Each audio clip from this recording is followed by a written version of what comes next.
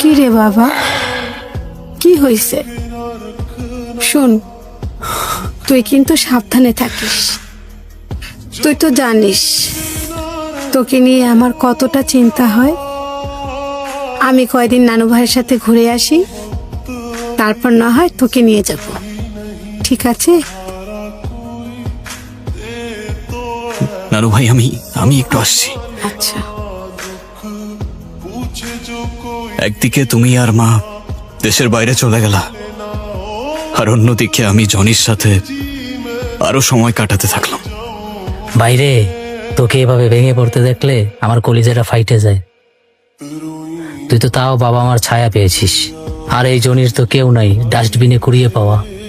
যার আপন বলতে কেউ নাই, দুঃখ বোঝার কেউ নাই।